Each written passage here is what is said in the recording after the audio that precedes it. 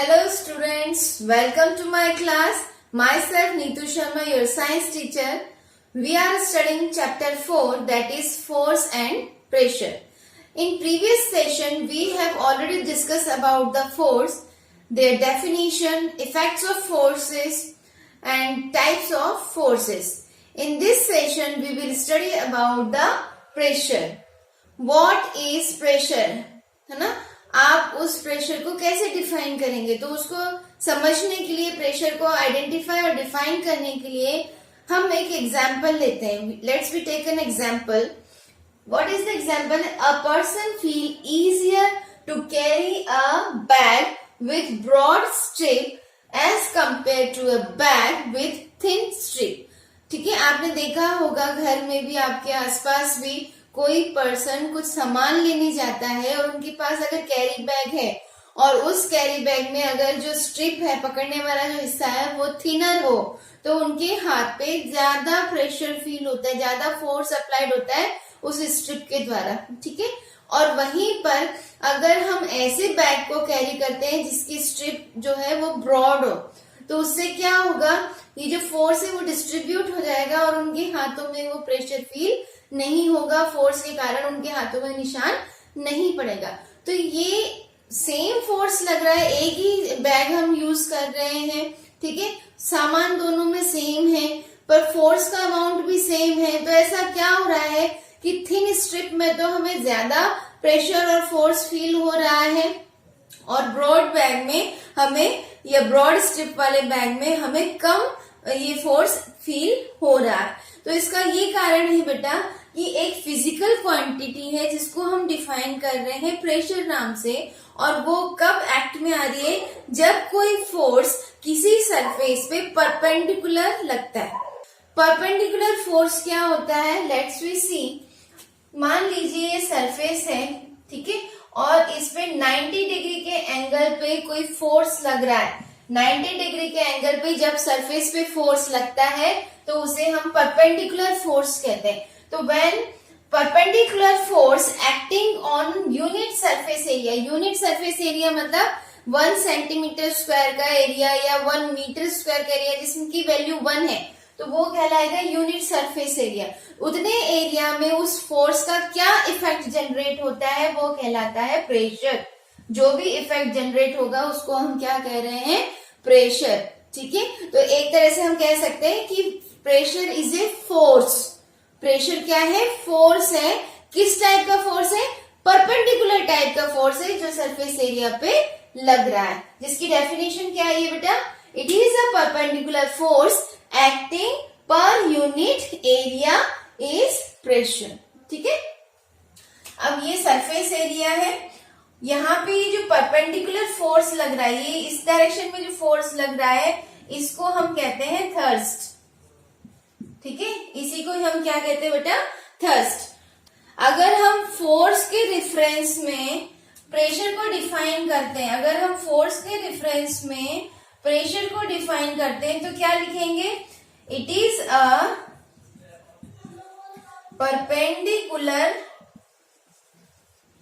Force acting on, जो मैंने ऊपर लिखा है, acting on unit surface area. अब थोड़ा यहाँ पे ध्यान रखना, मैंने यहाँ पे वर्ड यूज किया है फोर्स. ठीक है, यहाँ पे वर्ड में यूज कर रही हूँ फोर्स. अब मैंने आपको बताया था जो ये परपेंडिकुलर डायरेक्शन में फोर्स लग रहा है इसको हम क्या कहते हैं? थर्स्ट. तो मैं पूरे परपेंडिकुलर फोर्स के लिए दूसरा वर्ड यूज कर रही हूँ जो है थर्स्ट. तो दूसरी डेफिनेशन क्या बनेगी? It is a thrust acting on unit surface area. ठीक है, ये डेफिनेशन बन गई है बच्चों. ये ध्यान रखना है, क्वेश्चन पूछा जाता है if you want to describe a pressure in terms of thrust. ठीक है, यदि हम प्रेशर को थर्स्ट के टर्म में डिफाइन करेंगे तो ये डेफिनेशन आएगी. And if you want to describe the pressure in terms of force तो ये वाली डेफिनेशन आएगी जिसमें फोर्स लिखा हो. ठीक है, परपेंडिकुलर फोर्स लिखो या इसकी जगह थर्स्ट लिखो, दोनों ही डेफिनेशन सेम है. क्लियर है? क्योंकि परपेंडिकुलर फोर्स को ही हम क्या कहते हैं? थर्स्ट कहते हैं. यहाँ पे बेटा जो प्रेशर है, ये जो इफेक्ट जनरेट हो रहा है, ये इफेक्ट जनरेट हो रहा है इस फोर्स के कारण, जिसे हम प्रेशर कह रहे हैं।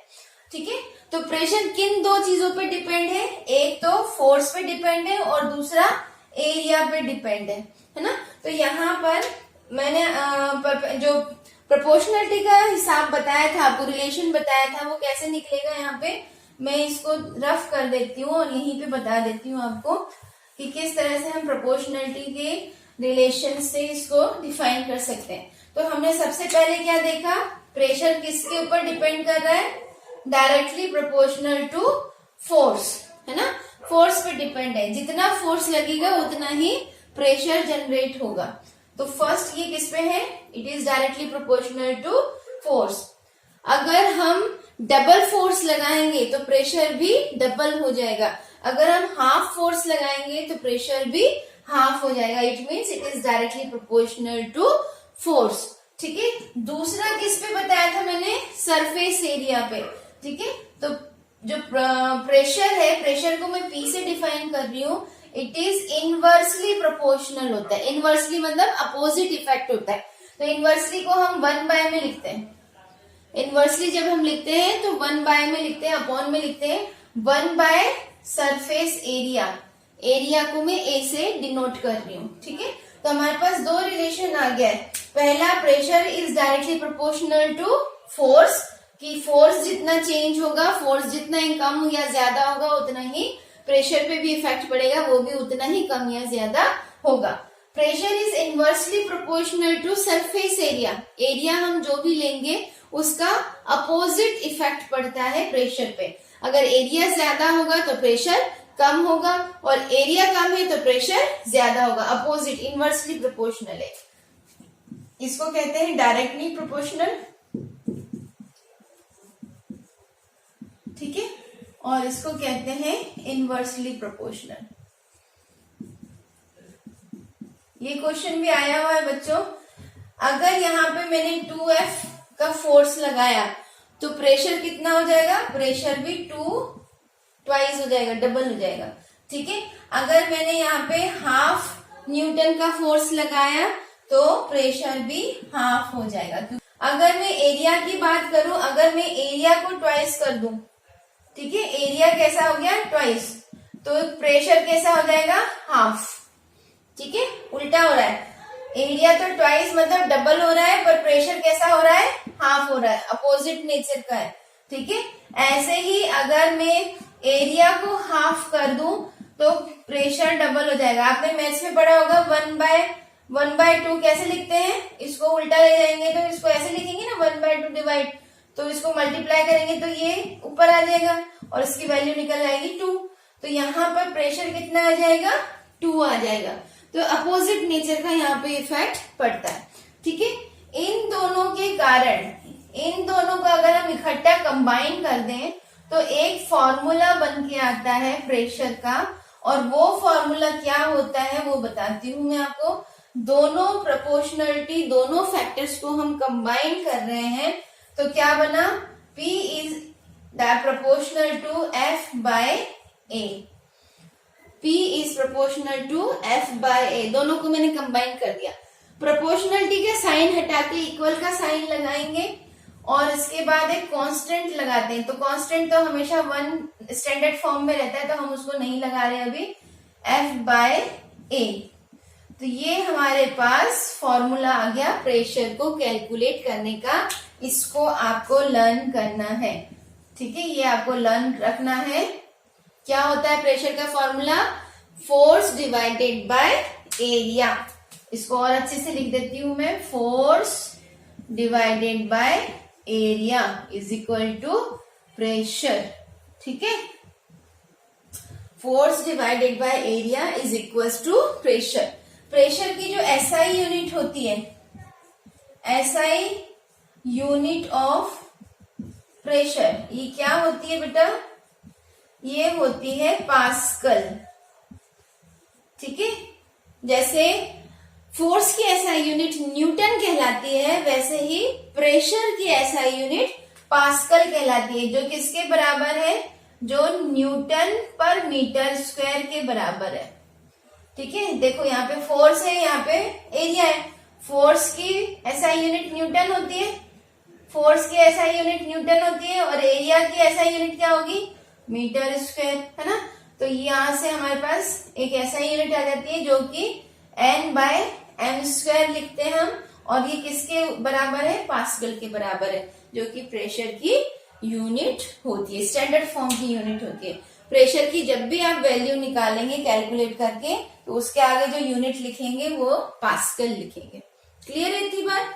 तो ये तो था बेटा प्रेशर। अब हम देखते हैं इसके एप्लीकेशंस। बेटा एप्लीकेशन ऑफ प्रेशर में हम क्या क्या पढ़ेंगे, हम प्रेशर की बात कर रहे हैं तो डेली लाइफ में हमें कई काम ऐसे करने पड़ते हैं जहां पर हमें कम प्रेशर की जरूरत होती है। हम नहीं चाहते हमारे वर्क में ज्यादा प्रेशर, ज्यादा लोड हमारे वर्क पे आए, ठीक है। तो हम उस एरिया में क्या करेंगे, और दूसरे कुछ ऐसे काम होते हैं जहां पर हम थोड़े से फोर्स लगा के ज्यादा प्रेशर क्रिएट करवाना चाहते हैं, ताकि हमें ज्यादा मेहनत नहीं करनी पड़े, हमारा फोर्स की एनर्जी वेस्ट नहीं हो फोर्स लगाने में, और हमारा जो इफेक्ट है प्रेशर है वो ज्यादा अमाउंट में जनरेट हो जाए। तो यहाँ पे दो कंडीशन है बेटा।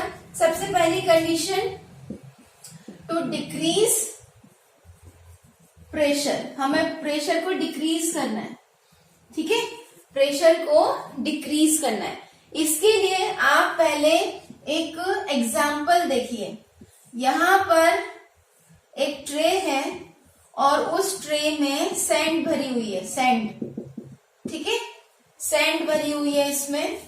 इस सैंड में बेटा मैंने एक तो मोटा लकड़ी का टुकड़ा रखा है और एक रखा है थिन लकड़ी का पीस, ठीक है, एक थिन है और एक ब्रॉड है, ठीक है।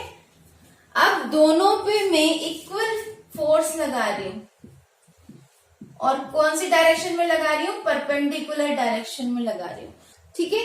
तो यहाँ पे क्या इफेक्ट जनरेट होगा सैंड पे, परपेंडिकुलर डायरेक्शन में फोर्स लगा है, इसका मतलब मैं क्या लगा रही हूँ, थ्रस्ट लगा रही हूँ। इस थ्रस्ट को मैं लगा रही हूँ सैंड के एरिया पे, तो यहाँ पर जो प्रेशर डेवलप होगा, ठीक है, वो क्यों होगा, because of this perpendicular force, force same है। अब एरिया अलग अलग हो गया, इसका ब्रॉडर एरिया है सैंड के टच में और इसका एरिया कम है। तो आपको मैंने बताया था प्रेशर जो है वो फोर्स के तो डायरेक्टली प्रोपोर्शनल है, पर एरिया के इनवर्सली प्रोपोर्शनल है। इसका मतलब जिसका एरिया ज्यादा होगा उसमें प्रेशर कम लगेगा, और जिसका एरिया कम होगा उसमें प्रेशर ज्यादा लगेगा।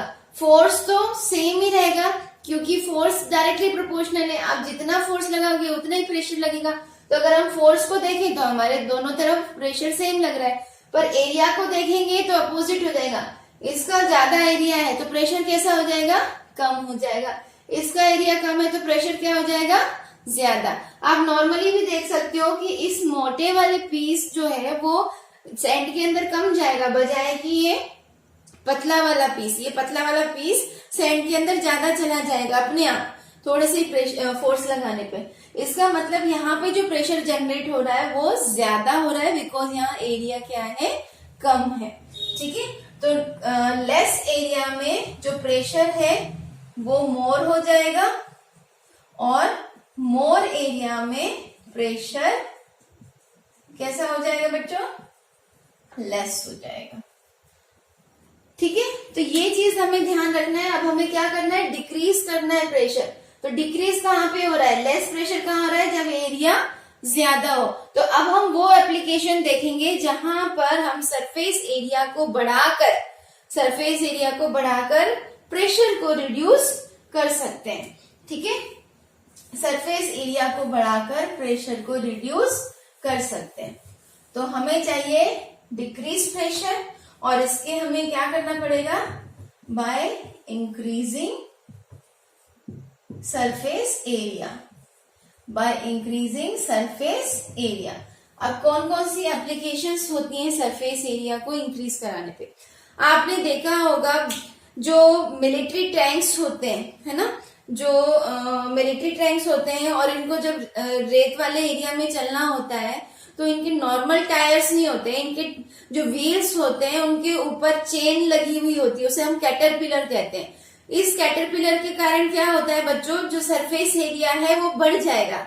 ठीक है, तो टैंक का जो वजन के कारण फोर्स लग रहा है परपेंडिकुलर डायरेक्शन पे धरती पर, ठीक है, तो वो फोर्स तो उतना ही रहेगा, पर कैटरपिलर होने के कारण जो प्रेशर जनरेट होगा वो कैसा हो जाएगा, कम हो जाएगा, जिसके कारण जो टैंक है, जो मिसाइल टैंक्स होती हैं, ठीक है, जब बॉम्बार्ड करने के लिए यूज की जाती है वॉर्स में, तो उसका जो वजन है वो सैंड में बाय वजन वो नहीं धसे, सैंड के अंदर वो नहीं धसे और आसानी से सैंड के ऊपर चल सके, इसीलिए उनके व्हील्स में कैटरपिलर यूज किया जाता है ना।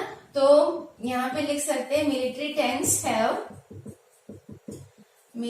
Tanks have broad caterpillars over their wheels to increase surface area and decrease, और क्या लिखेंगे, and reduces pressure। ठीक है, इससे क्या होगा, प्रेशर रिड्यूस होगा। दूसरा, आपके स्कूल बैग्स का एग्जांपल लेते हैं, है ना। स्कूल बैग्स में जो स्ट्रिप होता है, स्ट्रिप, ठीक है, जिससे आप टांगते हो बैग को, school bags have broad strips. अब ब्रॉड होने के कारण यहाँ पे क्या हो गया, सरफेस एरिया इंक्रीज हो गया, ठीक है, और प्रेशर कैसा हो जाएगा, डिक्रीज, तो आपको कंधों पे दर्द नहीं होगा। Broad strips to reduce pressure. ठीक है, और कहाँ यूज कर सकते हैं बच्चों, जितने भी लार्ज बिल्डिंग्स होती हैं, लार्ज बिल्डिंग्स या फिर डैम्स हैं, दे हैव ब्रॉड बेस। उनके नीचे वाला जो हिस्सा होता है ब्रॉड होता है, ठीक है, इस तरह से होते हैं ये नीचे से। तो ये ब्रॉड बेस होने के कारण यहाँ जो फोर्स लग रहा है बिल्डिंग के वेट के कारण, उससे लेस प्रेशर लगेगा धरती पर, जमीन पर, और जो बिल्डिंग है वो धरती के अंदर धसेगी नहीं। ठीक है, इसके अलावा आपने देखा होगा ट्रक्स में, ठीक है, या बसेस में, उनके जो व्हील्स होते हैं वो सिंगल व्हील्स नहीं होते, डबल व्हील्स होते हैं, है ना। तो रियर व्हील्स जो होते हैं उनके आर डबल करने से क्या होगा, सरफेस एरिया ज्यादा हो जाएगा और बस और ट्रक का जो प्रेशर पड़ रहा है रोड पर वो कम हो जाएगा और वो आसानी से मूव कर पाएंगे। ठीक है, तो ऐसे बहुत सारे एप्लीकेशंस हैं जिसमें सरफेस एरिया को इंक्रीज कराकर प्रेशर को डिक्रीज कराया जा रहा है। अब हम देखते हैं कि सरफेस एरिया को डिक्रीज करा के प्रेशर कैसे हम इंक्रीज करवाते हैं। ठीक है, अभी तो हम प्रेशर डिक्रीज करा रहे थे, दूसरे एप्लीकेशन में हम प्रेशर इंक्रीज कराएंगे। ठीक है, तो दूसरा एप्लीकेशन देखते हैं हम बच्चों।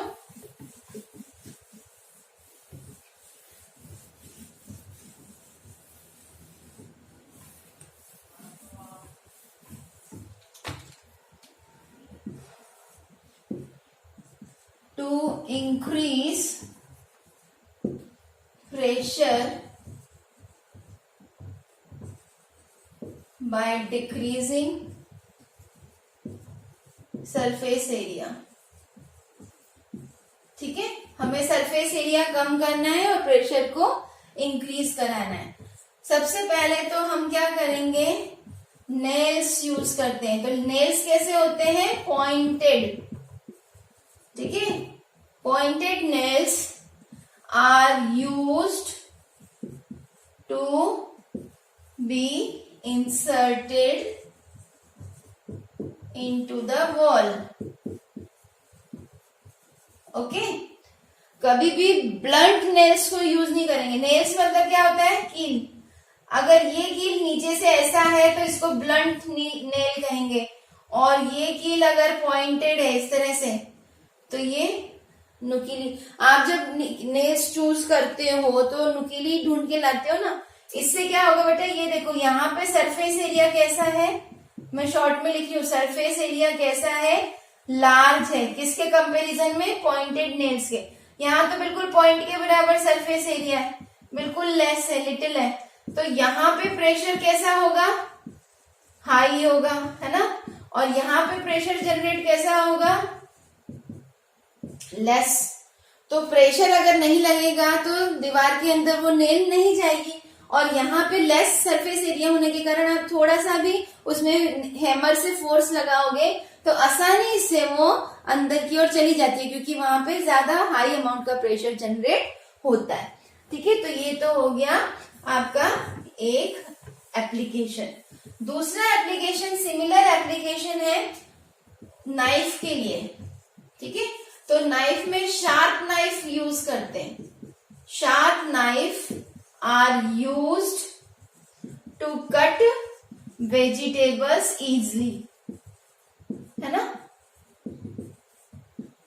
शार्प नाइफ क्यों यूज कर रहे हैं, शार्प नाइफ से क्या होगा बच्चों, शार्प नाइफ से सरफेस एरिया रिड्यूस हो जाता है और प्रेशर इंक्रीज हो जाता है।